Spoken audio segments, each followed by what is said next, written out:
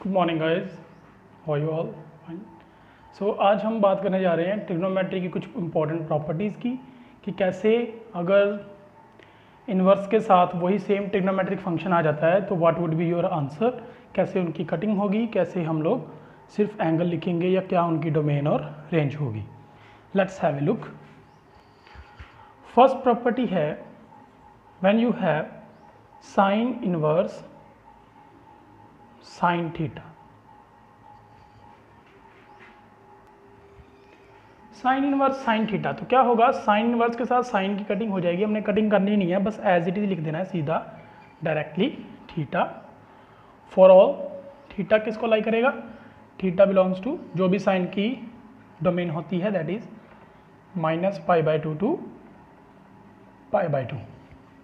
Similarly second property है हमारे पास cos inverse cos theta.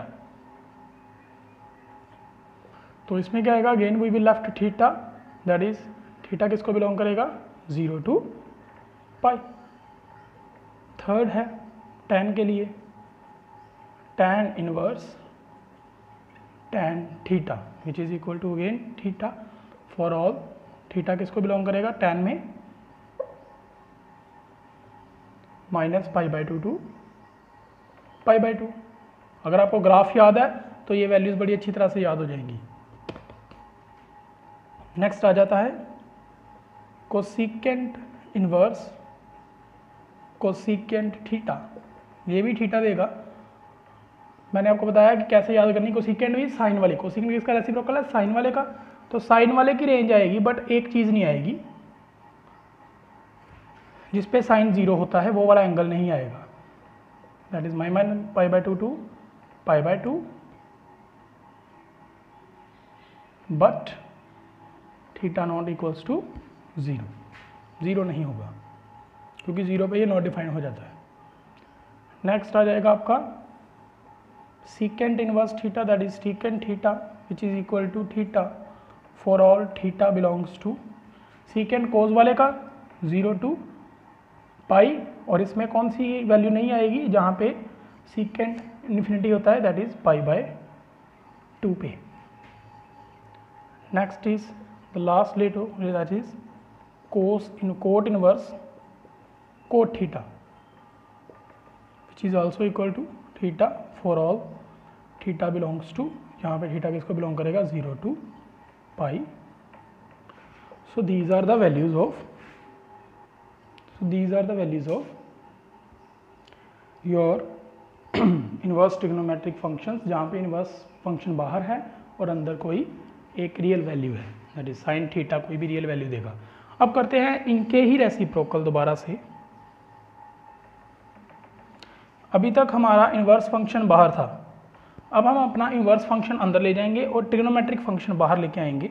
तो उसके रिगार्डिंग हमें कौन सी प्रॉपर्टी मिलेगी that is sine theta sine inverse. अब यहाँ पे थीटा नहीं लिखूंगा मैं, क्यों नहीं लिखूंगा, क्योंकि साइन इनवर्स एक्स कोई एक रियल वैल्यू है, इसकी डोमेन ही रियल वैल्यू है। क्लियर, इसका जो आंसर आएगा वो एंगल में आएगा। क्लियर, बट यहाँ पे क्या होगा, ये इनवर्स के साथ ये कट जाएगा और हमें पास सिर्फ एक्स मिलेगा। एंड एक्स किसको बिलोंग करेगा, एक्स बिलोंग्स टू -1 टू 1 जो इसकी रेंज है। Next that is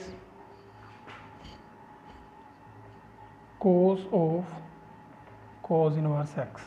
again x किसको बिलोंग करेगा यहाँ पे cos की भी में रेंज कितनी होती है -1 to 1। Next is your third point, हम ले लेते हैं tan को, tan इनवर्स x।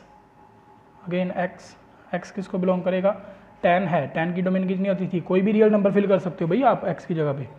ठीक है, इसका आंसर क्या है +∞ टू -∞ तक जाता था ना, तो कोई भी रियल नंबर आ सकता है, या -∞ टू +∞ भी लिख सकते हो, डजंट मैटर। नेक्स्ट इज 4, लेकिन हम लोग रियल नंबर को अप्रोच करते हैं।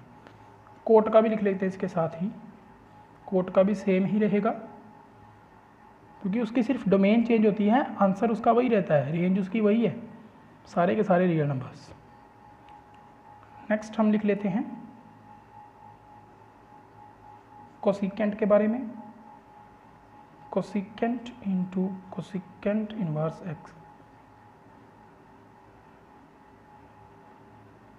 कोसिकेंट, ये याद रखना, दीज आर नॉट मल्टीप्लाइड, ये मल्टीप्लाई नहीं हुए हैं, ठीक है, ये साइन इनवर्स का कुछ रियल वैल्यू है, clear, these are not multiplied, तो इसको मल्टीप्लाई मत समझना, ठीक है, ये कुछ और चीज़ है।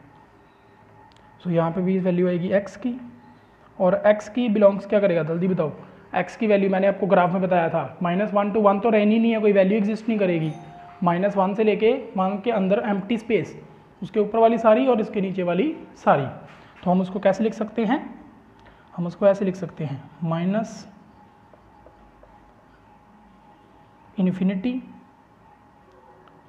to 1 यूनियन -1 to ∞, आप इसको ऐसे लिख सकते हो। यहाँ पे मैंने ओपन ब्रैकेट डाली है, यहाँ पे क्लोज डाली है, क्योंकि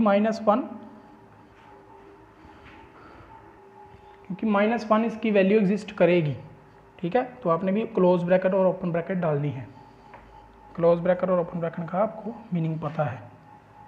next is your secant, that is secant inverse x which is equal to x for all x किसको बिलोंग करेगा, इसमें भी सेम रेंज रहेगी, -20 to -1 यूनियन 1 to ∞। आप लोगों को याद होगा जब हमने इसकी डोमेन और रेंज पढ़ी थी तो वहाँ पे हमने इसको कुछ और स्टाइल से लिखा था, ठीक है, -1 to 1 हमने नहीं लिखा था, मीन्स उसमें नहीं है -20 ऑल द रियल नंबर्स, हमने उसको ऐसे लिखा था, ठीक है, और हमने इसको ऐसे लिखा था सारे रियल नंबर्स -1 से लेके 1 तक, क्लियर, तो हम इसको ऐसे भी लिख सकते हैं और ऐसे भी लिख सकते हैं, आप लोगों ने कंफ्यूज नहीं होना है, ठीक है, जस्ट टेक ए लुक। बस इसमें ये डिफरेंस मेन आपका याद रखना है कि बाहर कौन सा फंक्शन है, अगर बाहर इन्वर्स फंक्शन है और अंदर एंगल थीटा है तो आपको डोमेन जो है वो, रेंज जो है, जो आपका आंसर है वो एंगल्स में आने वाला है, अगर आपका अंदर यहाँ पे x है या अंदर इन्वर्स फंक्शन है तो आपका ये जो आंसर है वो आपकी रियल वैल्यूज़ में आने वाला है, क्लियर, दैट्स ऑल।